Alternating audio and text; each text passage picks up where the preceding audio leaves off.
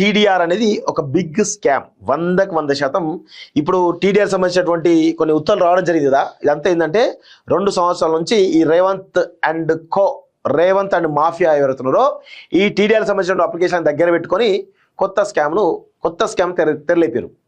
So ఈ TDR మేము release చేయాలంటే మీరు ఖచ్చితంగా డబ్బులు కట్టాలి. ఇప్పుడు 10,000 ఎస్ఎఫ్టీఓ లేకపోతే 1,00,000 ఎస్ఎఫ్టీ ఉందనుకోండి, దానికి కొంత ఎస్ఎఫ్టీకి 50 రూపాయలు ఎంత ఛార్జ్ చేస్తారు, దాని ప్రకారం తీసుకొని ఆ టీడీఆర్ ఇచ్చేస్తారు. సో ఇది జరుగుతున్న తద్దు దానిలో పెద్ద స్కామ్ కనబడతా ఉంది. రియాలిటీ రంగంలో భారీ వైట్ కాలర్ దందా. సో 600 కోట్ల దోపిడీకి కుట్రాట. టీడీఆర్ బ్యాంకులు శాసిస్తున్నటువంటి ముఖ్య నేత అనుచరులు పక్కా స్కెచ్ తో నిర్మాణ రంగాన్ని గుప్పిట్లోకి తీసుకున్నటువంటి కోటరీ. అగ్వకు 500-600 కోట్ల విలువైనటువంటి బాండ్ల కొనుగోలు, సామాన్య నుంచి 90% బాండ్లు లాగేసుకున్నటువంటి వైనం. ఆపై మార్కెట్లో కృత్రిమ కొరత సృష్టికి బాండ్ల జారీ నిలిపేత. టీడీఆర్ రేట్లు 22 నుంచి 27% నుంచి ఏకంగా 60% పెంపు. డిమాండ్ పెంచేందుకు టీడీఆర్ తప్పనిసరి చేసినటువంటి సర్కారు పదంతస్తుల నిర్మాణంలో 10% అనివార్యం చేస్తూ తొలుత జీవో. తాజాగా 750 చదరపు మీటర్ల నిర్మాణానికి బాండ్లు కంపల్సరీ ఉత్తర్వులు. ప్రభుత్వ నిర్ణయాలతో సామాన్యులపైన తీవ్రమైనటువంటి ఆర్థిక భారం అంటూ చూస్తున్నాం. సో ఇది ఒక టిపికల్ సబ్జెక్ట్. సో దీన్ని కొంత అంటే ఈజీ చేయాలి వాస్తవంగా. సో ఇక్కడ ఏంటంటే ఫర్ సపోజ్ ప్రభుత్వం ఒక రోడ్ రోడ్ వేసినప్పుడు అది ఒక ప్రైవేట్ వ్యక్తికి సంబంధించినటువంటి రోడ్డు అనుకుందాం. సో ఇప్పుడు ప్రభుత్వం ఏం చేయాలి, ఆ ప్రైవేట్ వ్యక్తికి సంబంధించిన రోడ్డు సంబంధించిన ప్రైవేట్ వ్యక్తికి సంబంధించిన ల్యాండ్లో రోడ్డు వేస్తున్నారంటే ఆయనకు కాంపన్సేషన్ చేయాలి. సో ఆ ఎకరానికి సమ్ ₹1 కోటి, 2 కోట్ల, 3 కోట్లు ఇవ్వాలి. సో ఆ లెక్క కట్టేసి దాని బేస్గా టీడీఆర్ అని చెప్పేసి వాళ్ళ ముఖాన కొడతారు. ఆ టీడీఆర్ని ఎవరైతే ఆ యొక్క ల్యాండ్ ఓనర్ పెడుతున్నారో టీడీఆర్ ఏదైతుందో దాన్ని 1,00,000 ఎస్ఎఫ్టీ, 2,00,000 ఎస్ఎఫ్టీ, 5,00,000 ఎస్ఎఫ్టీ దాని తగ్గట్టుగా ఇస్తారు. ఇచ్చేసి ఏం చేస్తారు, దాన్ని బహిరంగ మార్కెట్లో నువ్వు ఎంతకన్నా అమ్ముకో, అది నీ ఇష్టం. మేము వేసిన అంచనా ప్రకారం మీకు ఇంత వస్తుంది, మీ బహిరంగ మార్కెట్లో ఎంత అమ్ముకున్నా పర్లేదని చెప్పి చెప్తారు. సో ఇది గత కొన్ని సంవత్సరాలు కేసీఆర్ హయాం నుంచి కూడా ఈ టీడీఆర్లు ఏవైతే ఉన్నాయో ఇవన్నీ కూడా కొన్ని వేల దరఖాస్తులు, లక్షల దరఖాస్తులు పెండింగ్లో ఉన్నాయి. సో ఇప్పుడు వాటిని రిలీజ్ చేయాలి ఖచ్చితంగా. కాబట్టి ప్రభుత్వం ఏంటంటే టీడీఆర్ మీద కొన్ని కొత్త నిబంధనలు తీసుకొచ్చేసి చేస్తున్నది. సో ఇప్పుడు దానికి ఏం చేస్తున్నారు, 10 అంతస్తులకు పైన ఉంటే ఖచ్చితంగా టీడీఆర్ పెట్టుకోవాలని చెప్పేసి టీడీఆర్కు కొంత డిమాండ్ చేసి ప్రయత్నిస్తున్నారు. సో ఈ గ్యాప్లో ఈ 2 సంవత్సరాలు ఏం చేస్తారంటే ఎవరెవరైతే టీడీఆర్ బాధితులు ఎవరైతే ఉంటారో ఆ యొక్క టీడీఆర్ సంబంధించినటువంటి రానటువంటి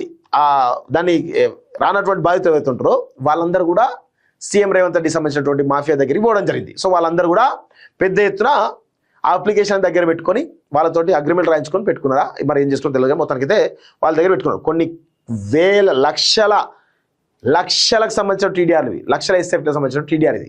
సో ఇప్పుడు దాన్ని ఏం చేస్తారంటే ఇప్పుడు మొత్తం డిమాండ్ వేస్తున్నారు కదా వీళ్ళంతా ఏదైతే 10 అంతస్తు పైన ఉన్న వాటిలో ఖచ్చితంగా టీడీఆర్ పెట్టాలి, హైరేజ్ పైన టీడీఆర్ పెట్టాలని చెప్పేసి ఒక నిబంధనలు తీసుకొచ్చు కదా. ఇప్పుడు ఏంటంటే టీడీఆర్ డిమాండ్ వస్తుంది. సో వాళ్ళకి సగ్గోకు ఉంటారు వాళ్ళ దగ్గర నుంచి కొని వీళ్ళు ఎక్కువ రేటుకి అమ్ముకుంటారు. పెద్ద దందా, దాదాపు 600 కోట్ల దోపిడీకి కుట్ర జరుగుతుందట. సో కాంగ్రెస్ ప్రభుత్వ ఆలోచనలు భూమి చుట్టే తిరుగుతున్నాయి. తీసుకుంటున్న నిర్ణయాలు, చేపడుతున్న కార్యక్రమాలు అంతిమంగా రియల్ ఎస్టేట్ వ్యాపారానికో బిగ్ దందాకో దారితీస్తున్నాయి. 4th సిటీ అయినా, హిల్ట్ పాలసీ అయినా, హాట్ టాపిక్ గా నడుస్తున్నటువంటి మూసి సుందరీకరణ అయినా అన్నింటా అదే కనిపిస్తున్నది.